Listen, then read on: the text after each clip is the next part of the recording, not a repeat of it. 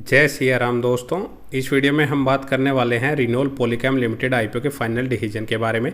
तो आज 4 अगस्त के दिन यह आईपीओ भी क्लोज हो रहा है। इस आईपीओ में अभी तक कितना सब्सक्रिप्शन हुआ है, कितना इसका ग्रे मार्केट प्रीमियम चल रहा है, कितना लिस्टिंग गेन मिल सकता है और इस आईपीओ क्या अप्लाई करें या अवॉइड करें, और अप्लाई करते हैं तो क्या रिस्क रह सकते हैं, ये सारी ही बातें मैं इस वीडियो में कवर करूँगा। तो लास्ट तक वीडियो को जरूर देखिएगा।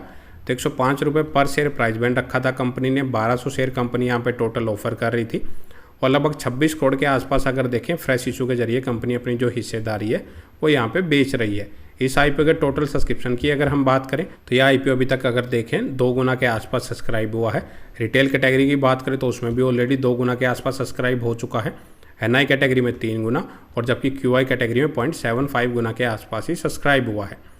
तो क्यूआई कैटेगरी में इस आईपीओ में सबसे कम रिस्पॉन्स देखने को मिल रहा है। आईपीओ की डिमांड की अगर बात करें ग्रे मार्केट प्रीमियम के अकॉर्डिंग तो 12 रुपये यानी कि लगभग 12% के आसपास ही इसका ग्रे मार्केट प्रीमियम चलता हुआ नजर आ रहा है। तो इतने कोई खास लिस्टिंग इन इस आईपीओ में मिलते हुए नजर नहीं आ रहे। इसकी वजह से ही अगर देखें इस आईपीओ में इतना कोई खास सब्सक्रिप्शन नहीं हुआ है। नॉर्मली अगर देखें 20-30 गुना के आसपास ही शायद से ये आईपीओ सब्सक्राइब हो सकता है। सवाल आता है क्या इस आईपीओ को अप्लाई किया जाए या फिर अवॉइड करें। अगर मैं खुद का पर्सनल व्यू बताऊं तो मैं तो इस आईपीओ कंप्लीटली अवॉइड करने वाला हूं कि मेरे को ऐसा नहीं लग रहा है काफ़ी हाई फाई रिटर्न ये आईपीओ बना के दे सकता है।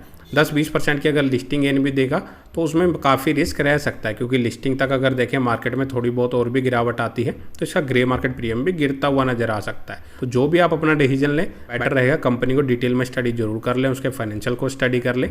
फिर आपको लगता है कंपनी बिजनेस वाइज भी अच्छी है, फाइनेंशियल भी अच्छे हैं, वही उसके बारे में अप्लाई करने के बारे में सोचें। क्योंकि अगर बाई चांस लिस्टिंग गेन नहीं मिलता है तो आपको लॉन्ग टर्म के लिए भी कंटिन्यू करना पड़ सकता है, और लॉन्ग टर्म में आप तभी होल्ड कर सकते हैं जब आपको कंपनी के बारे में डिटेल में पूरा पता हो। अदरवाइज काफ़ी लॉसेज ऐसे छोटे आईपीओ में हो सकते हैं। इस कंपनी की अगर बात करूं 2008 से कंपनी अपना बिजनेस कर रही है। ये अगर देखें केमिकल सेक्टर में कंपनी डील करती है।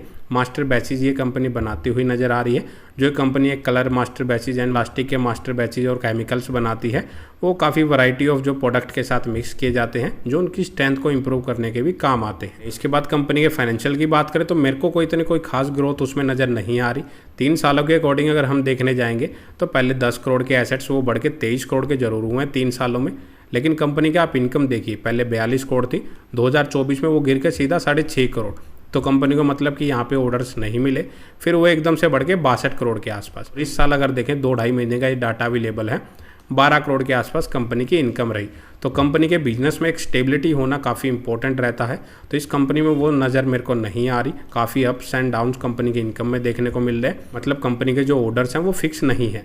हाँ, कंपनी प्रॉफिटेबिलिटी जरूर ठीक ठाक मेंटेन करती हुई नज़र आ रही है, लेकिन काफ़ी छोटे स्केल पर अपना बिजनेस कर रही है।